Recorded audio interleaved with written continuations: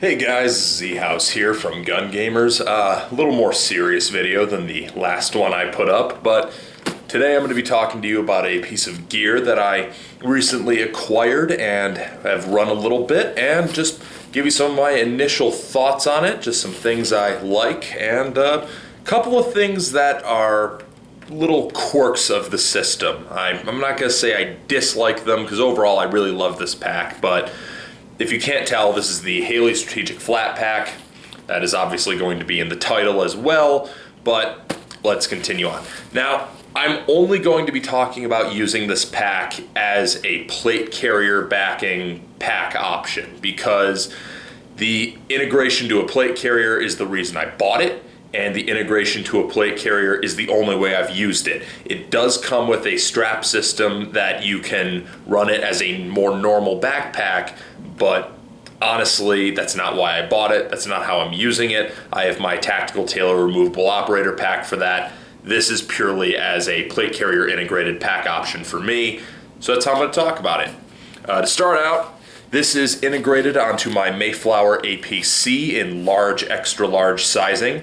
So you can see how it is totally contained within the dimensions of the large plate-sized plate pocket. And it is, I believe, 4 PALS webbing rows wide, or columns wide, excuse me, and then takes 1, 2, 3, 4, 5, 6 PALS webbing rows down. So that's your dimensions that you're looking at. 6 PALS webbing rows down, 4 PALS webbing columns wide.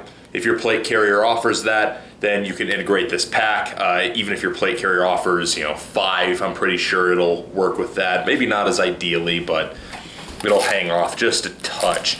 And that's really all I gotta say about the dimensions, at least how it integrates onto your plate carrier. But in terms of the dimensions for what it carries, this is where the Flatpack shines. Now, as you can see by this little profile shot, this is a Haley Strategic D3CR with a radio M4 pouch in the front pockets. Then you've got the plate pockets, and then you've got the Flatpack.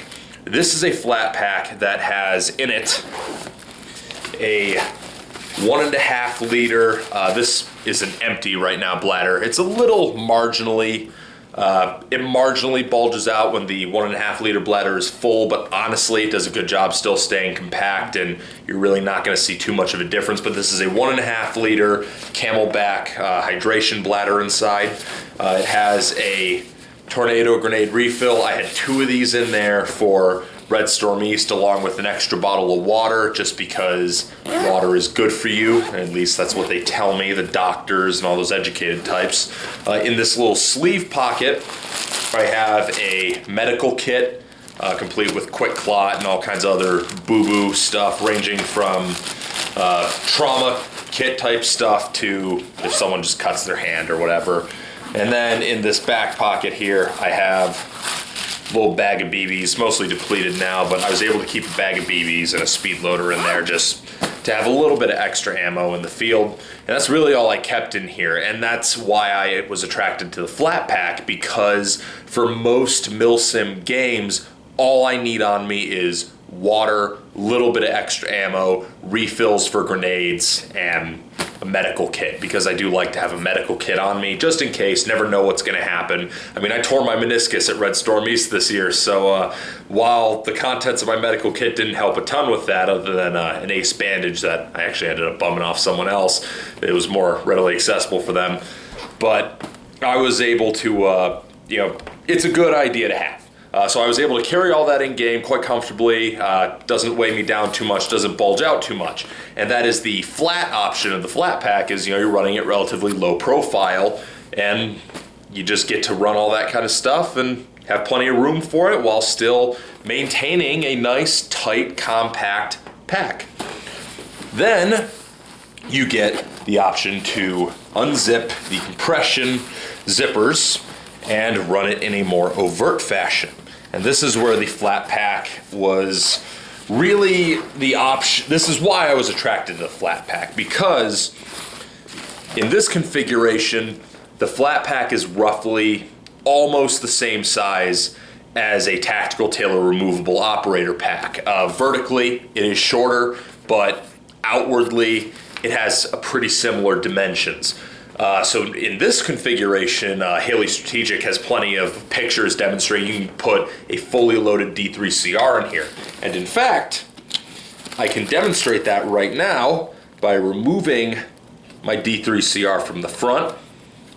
Just gotta unplug the comms cable, but by removing the D3CR I have from the front, which is, as you can see, this is loaded up, I can unzip this main compartment and slip this inside. So yeah, as Haley Strategic has demonstrated, a fully loaded D3CR will fit inside the not the removable operator pack, inside the flat pack. So the flat pack can go from a more flat configuration to a more overt configuration that will carry a lot of stuff.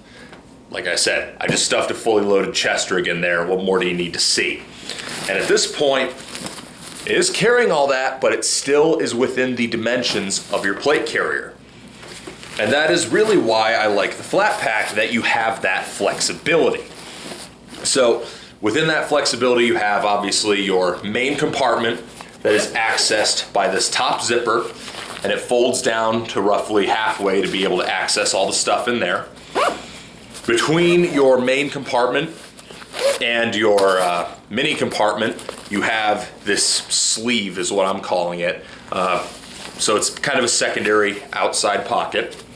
And then inside, well, on the outside of the pack, you have this utility pouch, admin pouch, and you can just carry small tools. I think you're able to carry, I believe Haley Strategic is advertising you can carry night vision in there. I wouldn't know, I don't have night vision. And really those are the main features of the pack. But one of the quirks of the system I was gonna mention, obviously this is integrated to your plate carrier. And to access it, you need to do one of two things. You need to remove your plate carrier, or you need to have your buddy access it for you. If your buddy is not familiar with the layout of the flat pack, they might be prone to attempting to use the compression zippers instead of the compartment zippers. Now, if they're familiar with the layout of the flat pack, that's not going to be a problem, but I would walk up to strangers sometimes, because that's the nature of the game. Sometimes you got strangers near you who are the guy you need to access something for you. I would ask a stranger or someone not familiar with the flat pack to help me out and grab something, and they would reach for the bottom zipper, and I would feel them do that, and I'd say, no, no, no, no, no, no, and I would have to reach over my back and point this zipper, this zipper, this zipper. So that's a little bit of a quirk of the system, but overall, I'm really pleased with the flat pack. I like the flexibility it offers. As far as plate carrier mounted pack options go, I don't foresee myself replacing this. It's just a really high quality piece of kit, offers a lot of flexibility. The stitching, the nylon, the zippers, everything is top notch. Everything stays really solid. One concern I had running this piece of kit at Red Storm East was that when I had it loaded and had used the compression zippers to keep it nice and tight, even with a little bit of stuff loaded in there, I was worried that the compression zippers might start to wiggle and you would start getting the pack expanding on its own. Those fears were unfounded. That did not happen. Not saying it couldn't happen, but given my experience, it would be incredibly unlikely. So, end of the day, what does the flat pack get from me? Thumbs up or thumbs down? Thumbs up, hearty thumbs up. If you're looking for a plate carrier mounted pack option, this is my top favorite right now. I really can't think of another option I would go for over this as of now. Now, I know Ian loves his mini map, and I think we're gonna swap out so that we can run each of these and get some compare and contrast and put a video together on that at some point. But for now, those are my thoughts on the Haley Strategic Flatpack. I hope you all enjoyed my patch, and I hope you all enjoyed my video, and I will see you next time.